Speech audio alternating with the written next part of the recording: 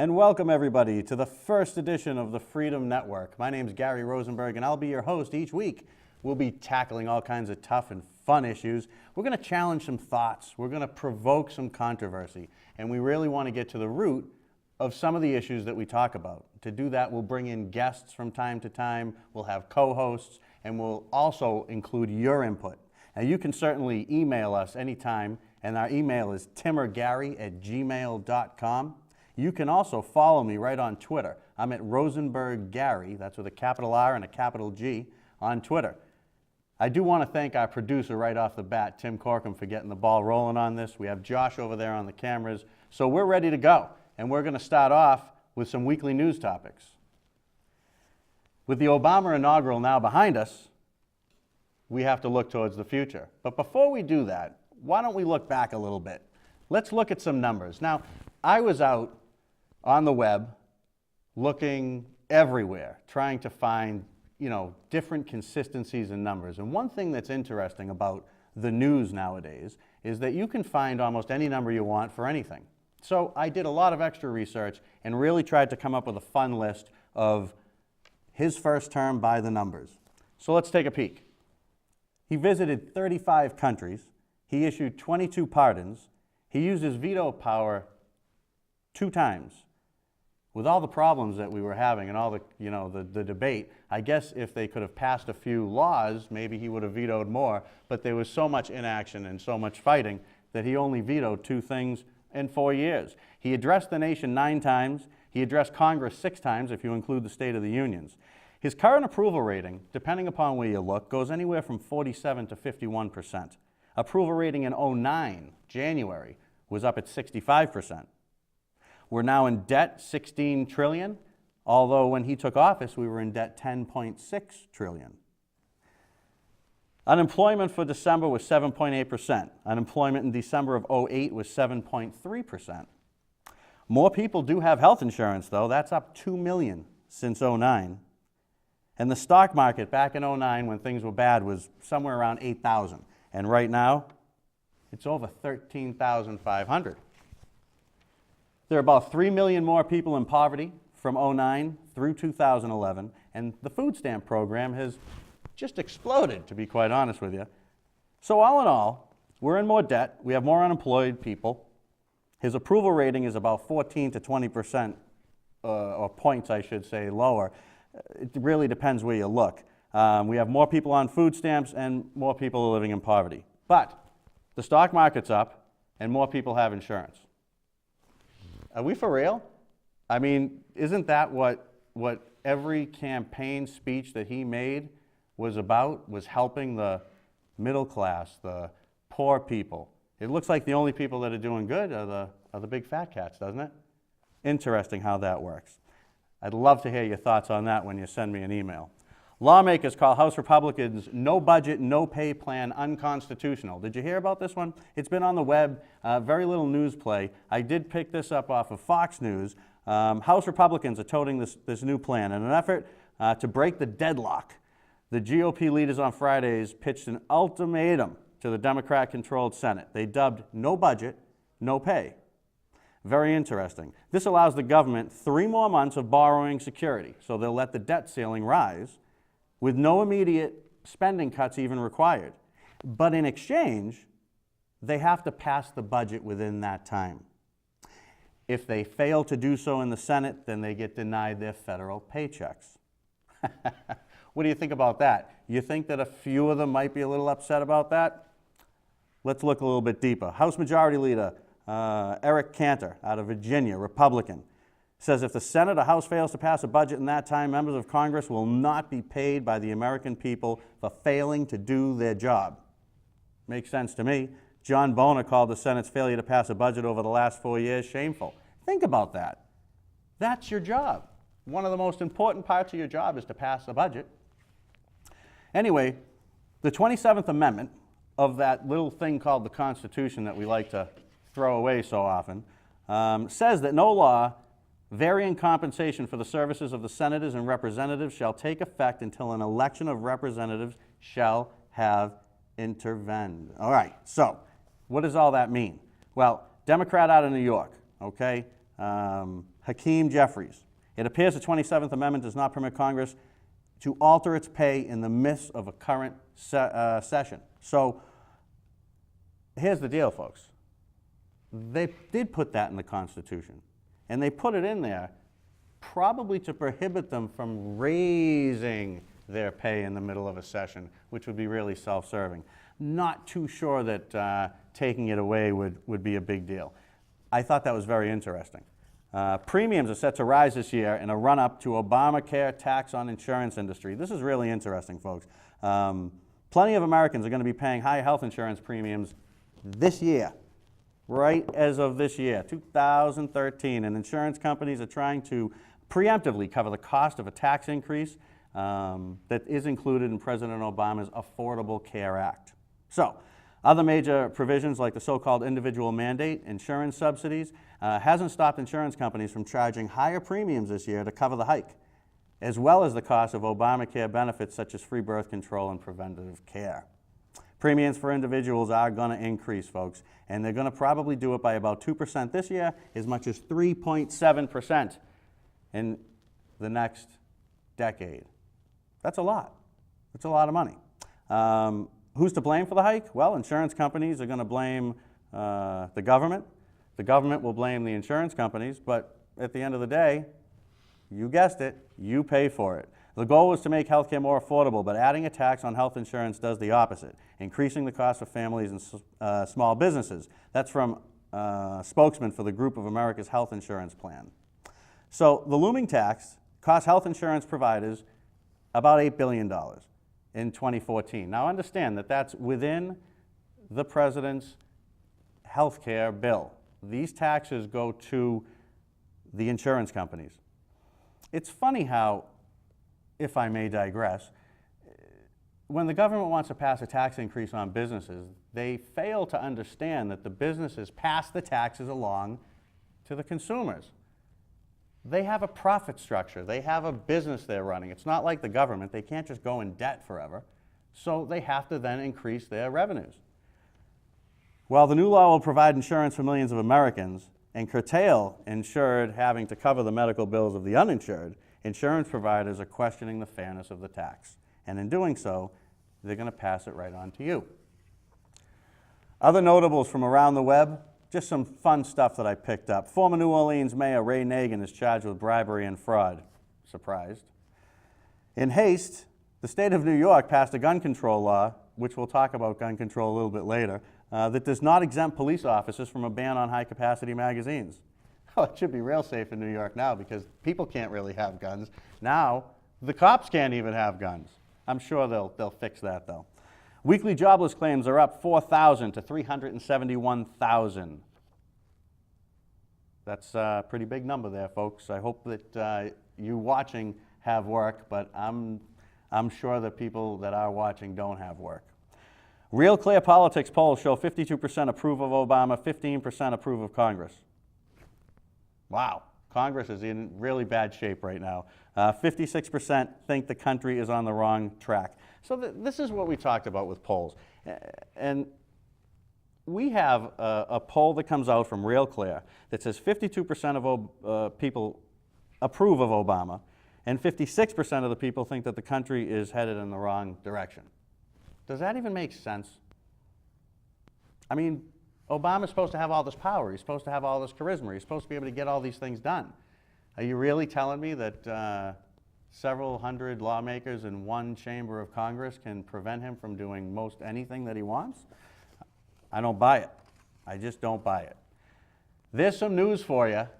We're going to move into our feature now, Stupid Things That Politicians Say.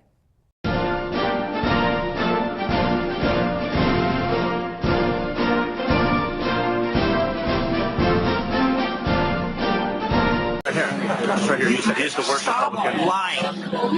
I did not have sexual relations with that woman. Enemies are innovative and resourceful, and so are we. They never stop thinking about new ways to harm our country and our people, and neither do we. I've now been in 57 states. I think one left to go. I like being able to fire people who provide services to me. I have never profited from public service. But we have to pass the bill so that you can find out what is in it. If I see it, it's bull. Come on, man. What are you doing?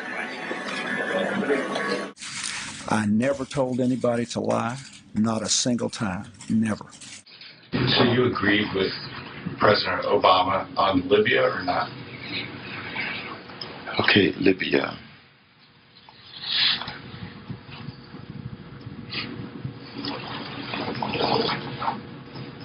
I'm not concerned about the very poor. We have a safety net there. The Prime Minister of India?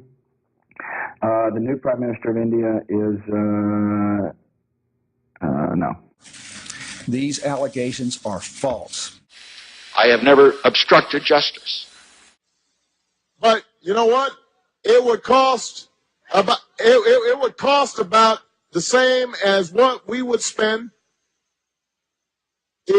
over the course of 10 years. It would cost what it would cost us. All right. Okay. We're going to. It would cost us about the same as $10,000 bet? I'm not in the betting business. Oh, okay. Well, I'm not a crook.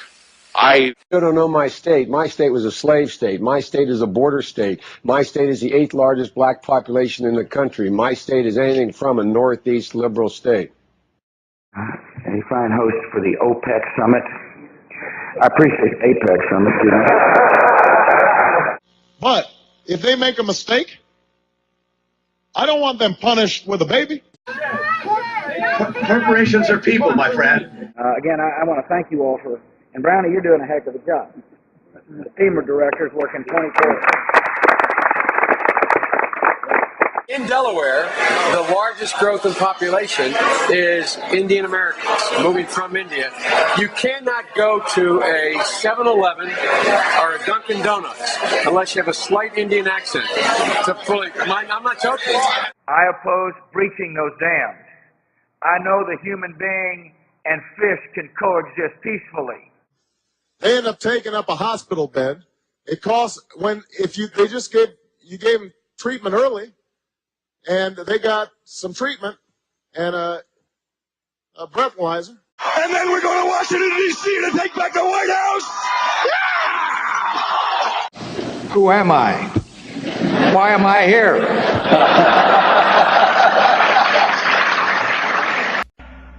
This election year, the choice is clear. One man stands ready to deliver change we desperately need. A man I'm proud to call my friend. A man who will be the next president of the United States, Barack America. Chuck Graham, state senator's here. Chuck, stand up. Chuck, let him see you. Oh, God love you. What am I talking about? I tell you what, you're making everybody else stand up, though, pal. Thank you very, very much. I tell you what, stand up for Chuck. Thank you, pal. You can tell I'm new. Good to see you, buddy. Thank you. Biden, words have in the past gotten you in trouble, words that were borrowed and words that some found hateful. An editorial in the Los Angeles Times said, in addition to his uncontrolled verbosity, Biden is a gaffe machine. Can you reassure voters in this country that you would have the discipline you would need on the world stage, Senator? Yes. Well, that's really some funny stuff in there, you know. Tim put a lot of work into putting that together, and it's interesting what people say, and it does kind of go one party to the next. You find it all the time. They just think that we are stupid, and that's one of the purposes of being here with you week after week, is to find some of this stuff and bring it to the top on the most local of levels and talk right to people right in their living rooms, just like you. We're going to talk about stimulus spending for a little while. This has come from recovery.gov. I got some of this information. First of all, there's three main areas where our money is being spent when it comes to the stimulus, okay? We have tax benefits, contracts, grants and loans, and entitlements, okay? So we have $290 billion in tax benefits. hold on. Back up the old happy wagon. My taxes just went up. Did yours? Now, I don't make $250,000 a year or more, and I was promised level taxes, if not a decrease, by everybody that was running for any office anywhere from any party. So, where's the $290 billion in tax relief? Because it certainly ain't in my pocket. I don't know if it's in yours. The contracts, grants, and loans are $248 billion, and entitlements are $241 billion. Yeah, all those numbers are in billions. That's what's out there right now that they've spent, that I could find, that I could add up. And believe me, you got to run all over the web to at least get an average or a baseline. Massachusetts seems to have got about $8 million in funds. $8 million. And all these billions? And I thought that we had a governor that was friendly with the president. I thought that we had a state controlled by a party that's certainly friendly to Washington. And that's what we got? Well, that's what I could find anyway. If you find different, use that email address and let me know. But that's since 2009. That's what we've been able to get. It bought us about 5,500 jobs. So that's about $1,450 a job. So we're paying for them. Now, whether those jobs have been sustained, whether they have been replaced, going to have to dig a little bit deeper on that. And that's something we will do. We will do plenty of digging on this show. Right here in Stoughton, I found $150,000 to the Housing Authority. How does that stimulate the economy? What does that do for the economy? If we want to help people, that's fine. I'm all for helping people. But don't take my money and put it into things that you say you're not going to do. And it happens time in and time out, all the time. You know, way back when Obama was talking about this, this must have been 2009, he made a speech, and I printed some of it out here. To you, he's Mr. Vice President, but around the White House, we call him the sheriff. Okay, so Sheriff Joe Biden. I got this from the National Review Online. And I found this information in other places, but it seemed easiest to go over here from them. It's a pretty neat website if you ever want to check that out. According to Investors Business Day this week, new analysis of Ohio State University economics professor Bill DePore reports that more than 3/4 of the jobs created or saved by President Obama's economic stimulus in the first year were in government. Oh, I see. That makes a lot of sense to me. Doesn't make any sense to me. The fact of the matter is we're a capitalist country. And if we want to prosper as a capitalist country, we really need to let the private sector provide the jobs. Everybody can't work for the government. Doesn't make any sense. Because if you follow that to the end, everybody's working for the government. Who pays the taxes to pay all these people? Obama promised that more than 90% of the jobs created are likely to be in the private sector. He vowed that the stimulus would keep unemployment below 8% and that it would drop below 6% sometime this year. That ain't going to happen. Do you think that's going to happen? It ain't going to happen. 4,000 stimulus recipients received $24 billion in Recovery Act funds, while owing more than $750 million in unpaid corporate payroll and other taxes. So you cheat the government, and they'll still give you money. My money. $6 billion in stimulus energy credits for homeowners, which nearly a third of went to credit claimers who had no record of home ownership, including minors and prisoners. Just $6 billion, though. Don't worry about it. The $530 million dumped in the Detroit public schools for laptops and other computer equipment have had little, if any, measurable academic benefits. They're not showing improvement in the schools. And we could talk about the schools for a long time because everybody just wants to keep putting more money into them. But if that was what was going to make the schools wonderful, if that was going to make it all happen, then we'd have the best schools in the world right now because we've put nothing but money, and more money into the schools. $6.7 million cost per job under the $50 billion stimulus-funded Green Energy Loan Program, which funded politically connected but now bankrupt firms like Solyndra, $535 million. Abowed Solar for $400 million. Beacon Power, $43 million. A123, $250 million, and $119 million to Earner 1. This means nothing to me. Does it mean anything to you? I read it. I had to go back and say, what are these? The $1 million in stimulus cash that went to Big Bird and Sesame Street to promote healthy eating created a theoretical 1.47 jobs. That's about $726,000 per job. Hundreds of millions of stimulus money steered toward General Services Administration junkets in Las Vegas and Hawaii, ghost congressional districts, dead people, infrastructure to nowhere, and ambiguous stimulus propaganda road signs stamped with the shovel-ready logo. That really burns me up. Nothing makes me more upset than when I have to drive by and look at a sign that I know we spent money on to tell me that we're spending money. This is the problem. Do you see where all the waste in government is? Do you see where it creeps its head up? It's propaganda. That's all it is. If I see you doing the road over, I know the road's being done over. You don't have to spend $80 or $300 on a sign. Government-funded Amtrak station at Wilmington, Delaware, raked in $20 million of recovery money after heavy personal lobbying by the state's most prominent customer and cheerleader. In return, the station, which came in $6 million over budget, according to the Washington Times, renamed its facility after Biden.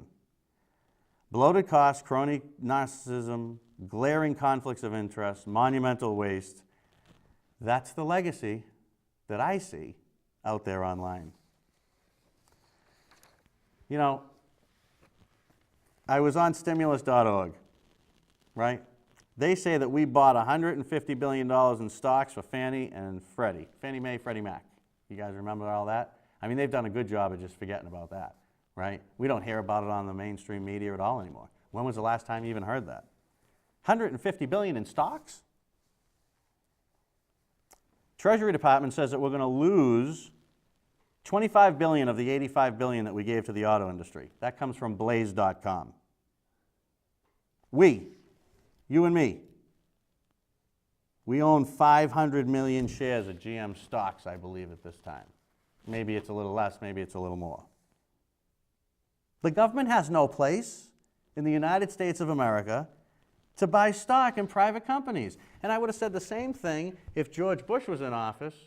If this was back then and he wanted to invest Social Security into the stock market, bad idea. Doesn't make any sense. Because again, there's got to be a divorce from business and government. Now, can government help businesses? Absolutely. And should they? Of course they should. Because the government is us and we work for businesses. But that's the reason that they should do it. This is just insanity. We spent $49.5 billion on GM, and it looks like we could lose $16 billion of it. So you may ask, how do we lose it if we own the stocks? Well, the problem is that the stock market, while it's elevated from where it was then, these individual stocks may not be elevated. So when we were giving away stimulus money, in essence, what we were doing was we were buying stocks in companies, private companies. We buy stocks in them. Now we own some of them. So does that mean that I kind of own GM? I don't get it. I don't understand it. If you do, please send me an email, say something on Twitter, do something, because it just makes no sense to me. We should help displaced people. We can't let the governments decide, though, if the business lives or dies. If GM had to go out of business, so it would go out of business. Do we think that there would never be a company to come along to produce vehicles that may want to, I don't know, have a business of their own? I mean, who is Obama or any politician to decide that I'm going to let you live and you die when it comes to businesses? It doesn't make any sense. It's not America. It's not how it's supposed to be. Did they do something with GM because of the heavy money that the unions pumped in, do you think? Because I remember, do you remember Woolworths? Remember that company? That company went out of business, employed lots of people.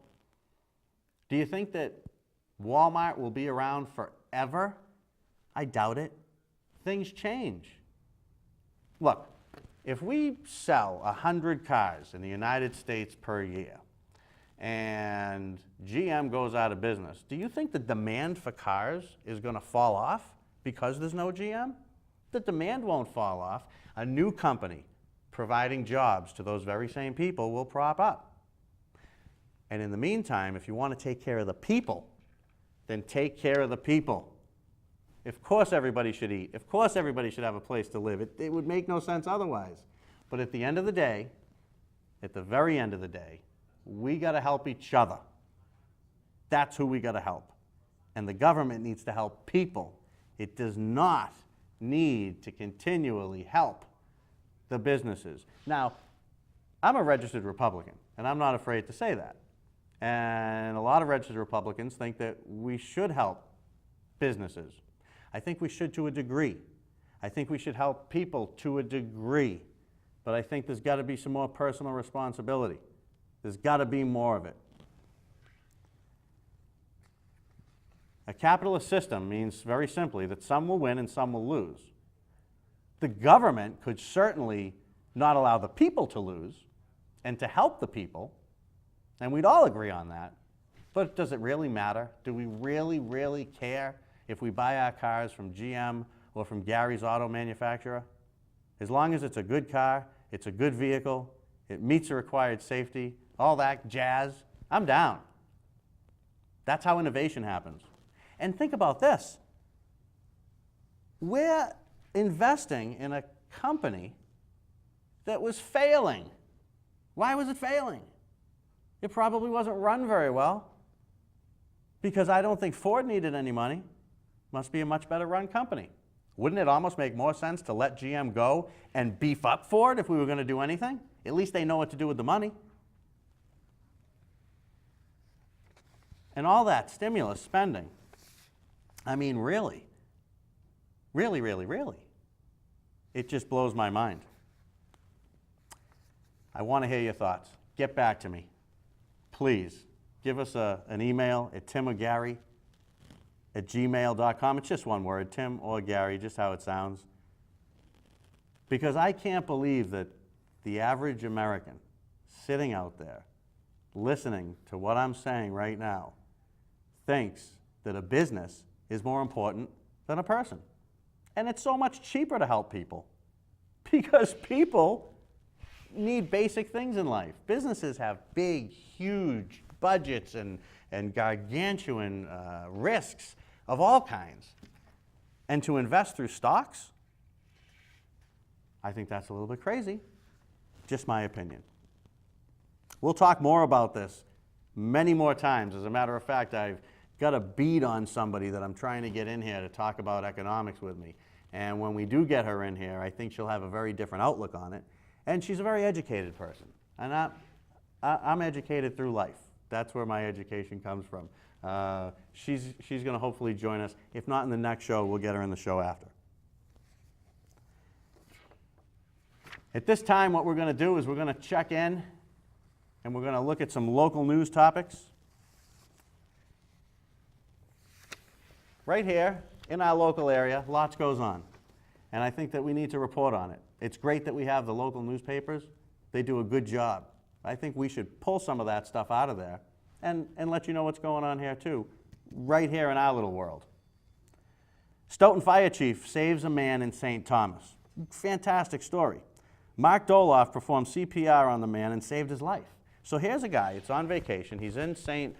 Thomas, he's on the beach, he's walking by and unfortunately somebody was having a heart attack or there was some massive issue going on. The guy stops breathing and Mark saves his life. Nice job. Nice job. Stoughton resident was at the inauguration. Yeah, there was a guy from Stoughton at the inauguration. And if I mispronounce your name, I'm sorry. Bert Durand, I believe is your name. And I understand that you were tweeting about it. You can see his comments. If you look, it's at Not Ernie. And I really want you to email me if you're out there, Bert, because I would like to follow you, but I couldn't find you on Twitter. So let us know what happened at the inauguration. You know, it's funny. I was looking on Facebook this morning, and we will have a Facebook page set up pretty soon.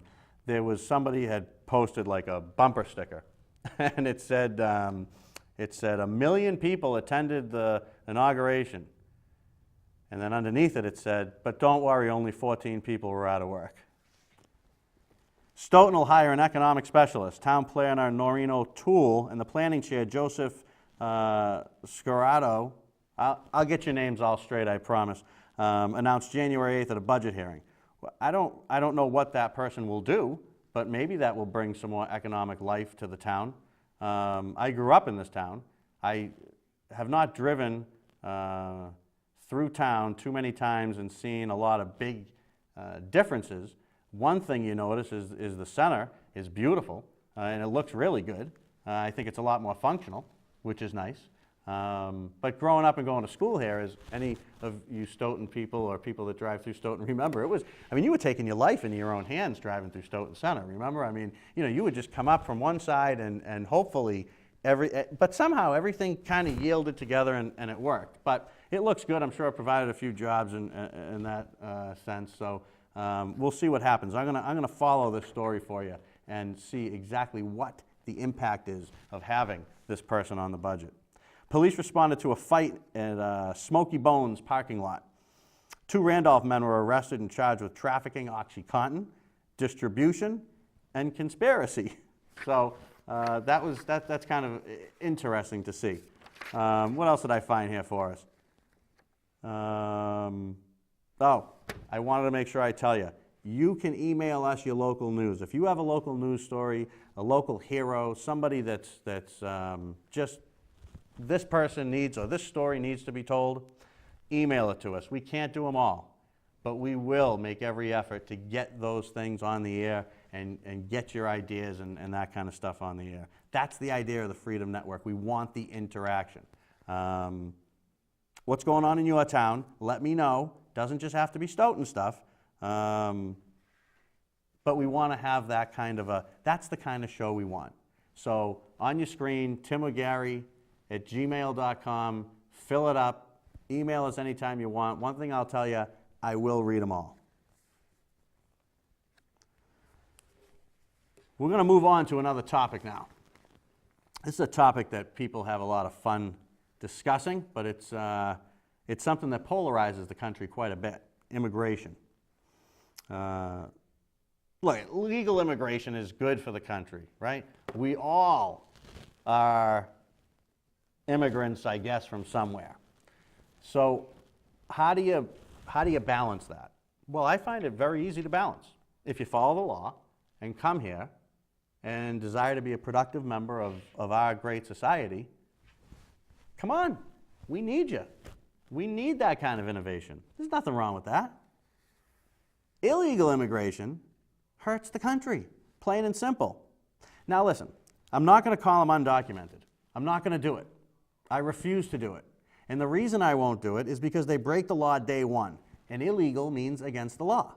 So they're illegal. And that's what they're going to be referred to on this show. I'm sure I'll have some fights with some future guests and stuff like that. And I look forward to that very much. But here, in my mind, on the Freedom Network, they're illegal immigrants. IllegalImmigrationStatistics.org says 113 billion associated with costs of illegals. But check this out. Only 25% of it is really picked up by the feds because 75% of it is absorbed by the states. No wonder they don't have such a big problem with it. Because it's not costing them what it's costing the states, but it's really choking the states out. They come, they do take jobs. And if I hear about this, they only do the jobs that Americans don't want to do. I'll get into that in a minute. We have about $1,100 per family this year in taxes. Your money, your taxes, $1,100 out of your family's taxes is supporting illegal immigration in this state. The biggest chunk, $52 billion, nationally, education of illegal immigrant children. So they're going to school, but they can't afford the lunch. They add to the amount of kids in the class. This causes problems because now you have to hire more teachers. So you hire more teachers, and it costs more money. Folks, it's a painfully simple issue. Every country has laws that need to be followed. You can't just go to Mexico illegally. Do you know what the penalties are for that? You can't just go to anywhere illegally. But that's okay. You want to come to America, you come right on in. We'll take good care of you. Don't you worry about it. All illegal households on average cost us in general about $2,700 a year. That's what they cost us, the fact that they exist there. A lot of numbers. It's a lot of money. What's it all mean? It means that you're not supposed to be here. That's what it means. We don't want you here. I don't want you here. If my son can get a job washing dishes, that's better than having somebody that doesn't belong here having that job. Now, do I have anything personal against these people? Absolutely not. As a matter of fact, I would do anything to provide for my family, as I'm sure that's why you're doing what you're doing by breaking the law to provide for yours. But there's a difference. I'm not breaking any laws. I'm in a country I'm a citizen of. And you're taking jobs away. And you're costing money to people that are here legally. So what do we do about that? How do we make that compassionate but yet realistic? Well, 1.4 million illegal households use at least one major welfare program. Hang on. Just hang on. How do they get one of the major welfare programs? We have legal citizens that need that help first. There are people in the United States of America under the age of 18 that don't have enough food on their plates. But my tax money is going to go to make sure that somebody that snuck into the country illegally has food on their plates? Think about it. You go on a plane and they tell you about using the air thing in the bag and it won't fill up because don't get nervous, it's not going to fill up, it's okay, but there's still air flowing, and they give you the whole speech, and at the end they say, if you have children, make sure you secure your mask first before you secure theirs. Let's apply that same principle. Let's fix our house. Let's take care of our stuff. And then think about taking care of the rest of the world. If we're not in a position to take care of everybody, we just can't do it. If your son or your daughter comes to you and says, hey, I'm going out with my friends, I need $50. You might say, I don't have $50, but I'll give you 20. That's how life works. In Massachusetts, there's a big push for illegals to get in-state tuition, as they call it. Really? It just amazes me that somebody from Rhode Island that's a legal citizen of this country that wanted to go to a Massachusetts school would not qualify for in-state tuition. But somebody from Mexico or Canada or Europe or Asia or wherever does? Does that make any sense to you? Because it really boils my blood, let me tell you. Did you know they can get driver's license? Sure, they can get a driver's license. I mean, I'm going to fall on the floor. How do you get a driver's license in a country that you've snuck into illegally? How does that work? What is the end game? Is there an end game? Or do we just bring them all in? I said it before. Immigration is important to this country. It was important to building it. It was important to sustaining it. It is a melting pot. It can be a melting pot, and it should be a melting pot. Anybody can be an American, but you got to do it legally. We talked about doing the jobs that Americans won't do. I'm going to tell you that's a big bunch of hogwash, okay? Because if I needed to feed my family, I would flip burgers in the morning. In the morning, I would wash floors in the afternoon. I would do dishes at night, and I would clean pools on Saturdays. Guys, I'd do anything to take care of my family, wouldn't you? What's the big deal? If they weren't washing those dishes, then somebody from America would have to do it. Because you know what? We didn't have this problem back 30, 40, 50 years ago. We didn't have the problem. We had some, but not like we do now. Are you telling me that all across America people ate off of dirty plates? Lawns grew to 4.5 feet tall? Is this true? It must have been. I mean, I'm going to have to look up and get some pictures because this has to be the case. It's maddening to me. Legal citizens did all that stuff, wash dishes, park cars, all that kind of stuff. You know who's really hurt with this? Kids. Kids that are 16, 17, 18, even 19, 20, that aren't going to college, that aren't going to follow that path. What do they do for work? I mean, they call it unskilled labor. But somebody's got to do it.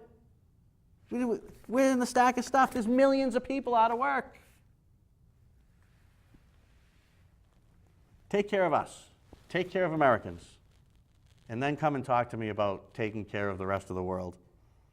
The LATimes.com says 16% of illegals are rearrested after committing a crime. Digest that. Now, to be quite honest with you, the recidivism rate in non-illegals is a little bit higher. But think about what I just said. They're rearrested for committing a crime. Do you want me to say it again? They were in jail. How do they not get deported? How are they not? What do they release them out the front door? Have a good day. You're on your own. God bless America, right? Give me a break here. Our law enforcement, our government is letting us down at every level on this issue. Almost 47,000 illegals were booked into jail and then released before immigration officials could take them into custody. They're working against each other. There's no way we win the game. It's set up for us not to win the game. Cambridge is a sanctuary city or something like that. So you can just go to Cambridge and be illegal. And who was it? Was it Martha Coakley that said it's not really illegal to be illegal in Massachusetts? Give me a break. This is who we're voting for? This is what we go out and we decide is gonna run our country? Think about that for a minute. It's not illegal to be illegal in Massachusetts? Oh, that's just great. That's just great. So now we have cities within the state that want to have sanctuary cities. We have a governor that wants to give in-state tuition to pretty much anybody except citizens of other states. Because if you're a citizen in another state, you can't get in-state tuition. But if you're really a citizen in, say, Peru, you can get all the in-state tuition you want. Come right on over to Massachusetts. We got plenty of people here willing to foot the bill for you. Unbelievable. Just unbelievable. All right, let's look at another feature right now. We'll be right back. The beer guy is walking out of the drive-thru, but as soon as he did, I saw the guy coming with the gun. The owner of a carryout in Elyria faces a struggle of life and death when a would-be robber tries to force his way through a door to the cash register of the store. The man eventually succeeds in getting through the door, but the owner has a surprise for him, a gun she carries in her hip pocket.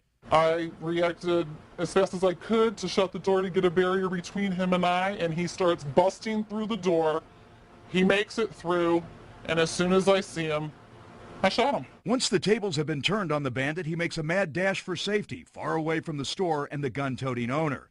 She does not want to be identified, but says her store had been held up earlier this month, and she was acting on instinct when she fired at the suspect. It was, you're not getting me, this ain't happening to me again, I'm not going to allow you to take this from me, and basically it was survival. I was trying not to get killed. Customers who ask about the shattered glass in the door are learning how the owner defended her business.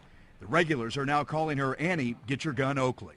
Well, I think she should have shot him, because if he got in, he could have shot and killed her.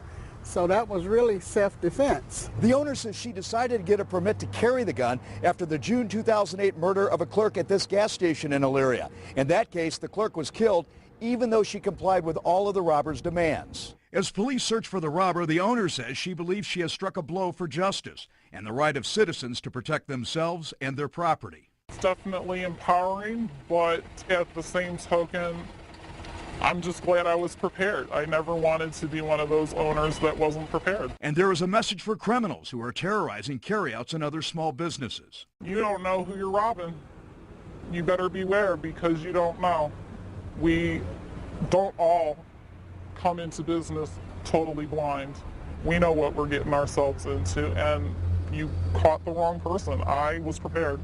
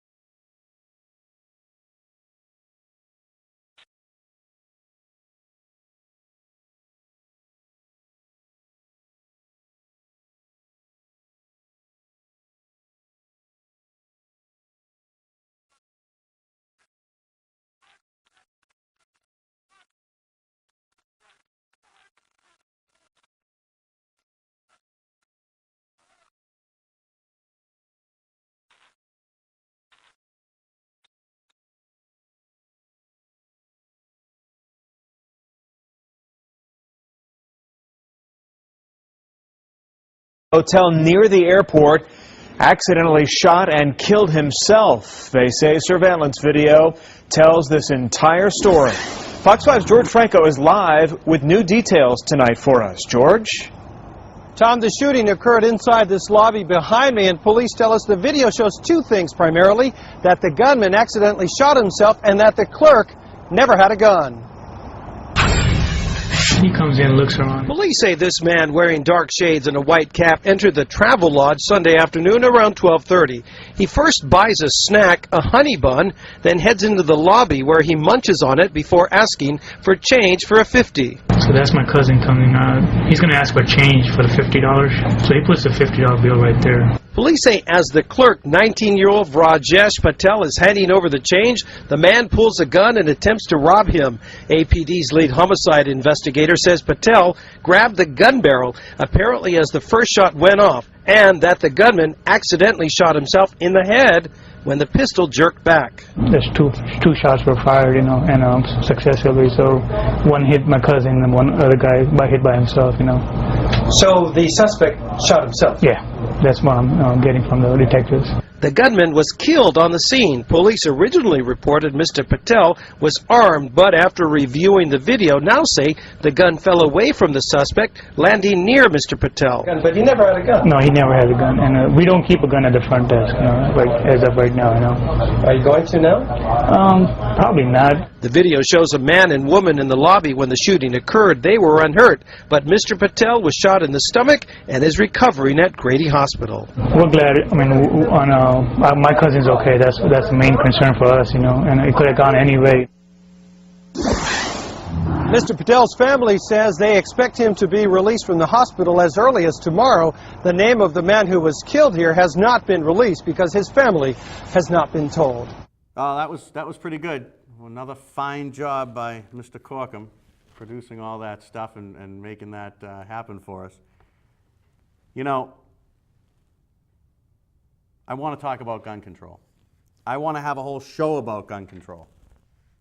But I'm going to tease you a little bit now with a few of my thoughts from within my head. So hold on to your seats. Gun control is a funny issue because there are people that are so passionate about gun control, so passionate on both sides, and you know what? In many cases, all sides make fantastic points, and they do, and I'll give that to both sides. But at the end of the day, when you pass a law, it affects people that follow the law. The problem is that people that get guns illegally are not following the law. So, here on the Freedom Network, here's what I say. I say that lots of banned things that the government has decided to ban are very easy. Criminals get them all the time. How about drugs? How difficult is it to go get crack, cocaine? How difficult is it to go buy heroin, marijuana?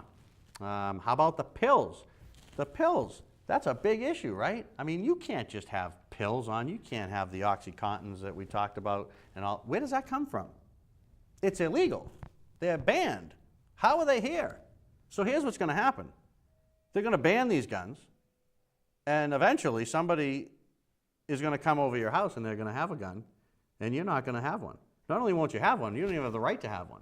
Now, you know what? I really don't care if you choose to have a gun or not, but it's nice to know that you have the option, isn't it?